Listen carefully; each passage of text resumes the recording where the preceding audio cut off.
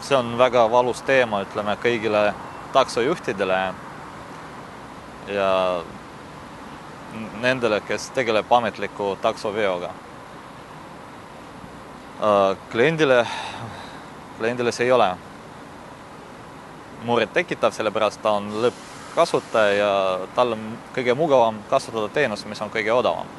Ja ta ei mõtle selle peale, kes talle teenust pakub, tihtipeale ei mõtle selle peale või kuhu see raha läheb, kellele. Ja viimasel ajal on suht valus teema nende eraautotaksojuhtidega. Need kasutavad äppe, maailmas tuntuid äppe enamjaolt ja need tihti ei ole lihtsalt koolitatud inimesed, need on nii-öelda, kes võtab lisatöö vabal ajal, et istub autosse, paneb äppi tööle ja läheb raha teenima. Samal ajal kahjustab ametlikke taksojuhte sissetulekud. Need, kes on muretsenud oma pere eest, kes on investeerinud raha autodesse, koolitusse, kes teab, kuidas tööd teha, kes ei pea isegi äppe kasutama, et linnas sõitma ja kes ei saa eriti suurt palka, kuid nad ikkagi nad peavad midagi maksma ja raha jääb Eestisse. Erataksojuhid, nad saavad endale, nagu mina tean, umbes 80% rahast endale ja mingid väljaminekud ega kulud sellega seonduvad, neil ei ole. Näiteks kallid taksokindlustused, seonduvad dokumendid, tehnoülevaatust, mis läheb just taksodele vaja, kontrollitakse iga aasta taksosõiduk üle. Loomulikult need tehnilised seadmed, mis aitavad kaasa adekvaatse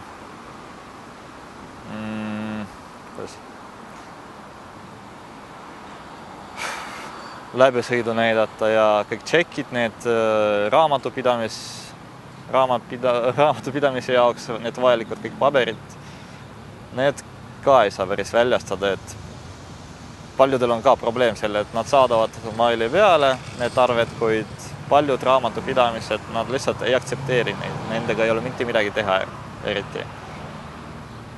Ja siis on üks probleem, et Tallinna taksondus on üle ujutatud juba tükk aega, oli probleeme kvaliteediga, autoparkidega, tariifidega, mis taksojuhid lahendasid viimase poole aasta jooksul Tallinna linna abiga loomulikult. Need panid kõik paika.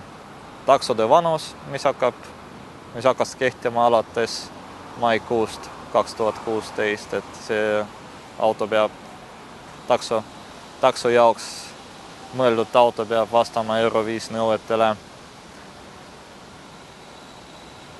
Maksimumtariif on ka paika pandud, et enam ei ole mingid ulmesummasid, näiteks 50 euri ümber linna või nii edasi, et kõik on tehtud lihtsalt ja loogiliselt. Ja siis ei saa ka matkida tuntud märke ka taksofirmades, et kõik peab olema kas patenteeritud kaubamärgiga või lihtsalt oma nimega.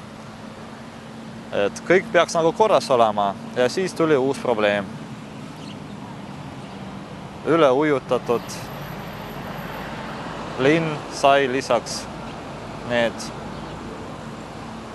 erataksojuhte, kellega võideldi ennem, kes sai karistada ja nemad oli kadunud mingi hetkeks. Aga nüüd seda on raske jälgida ja nad lihtsalt teevad tööd ja seda on öösel eriti hästi näha. Siis, kui seisavad taksod, kes ootavad oma kliente ja samas kõrval tulevad eraautod, võtavad kliendid peale, viivad minema, nemad saavad raha, takso ei saa, loomulikult takso ei saa sama hinnaga pakkuda sõiduteenust, kuna taksol on ikka suuremad väljaminekud ja kulud, mis on seotud otseselt selle taksondusega. Ja seadus, siin on väga lihtne, kõik on mustvalge. Venemaal need äpid näiteks, need ilma plafoonita taksod, nemad saavad sõita ilma plafoonita, aga ikkagi see peab olema, vedaja peab ikka omama litsentsi ja kõik need taksoveo load, et seal ikkagi need äpisõidud on litsentseeritud.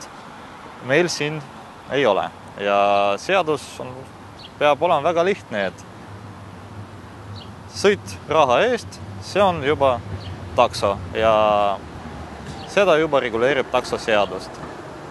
Siin mitte midagi ei ole vaja otsida mingit teed, et kuidagi legaliseerida neid. See on väga lihtne, et tahad vedada raha eest, palun mine taksojuhiks. Saa litsentsi ja palun vea. Kas plafoonita või ilma, see on juba teine küsimus, aga vedaja peab olema professionaalne.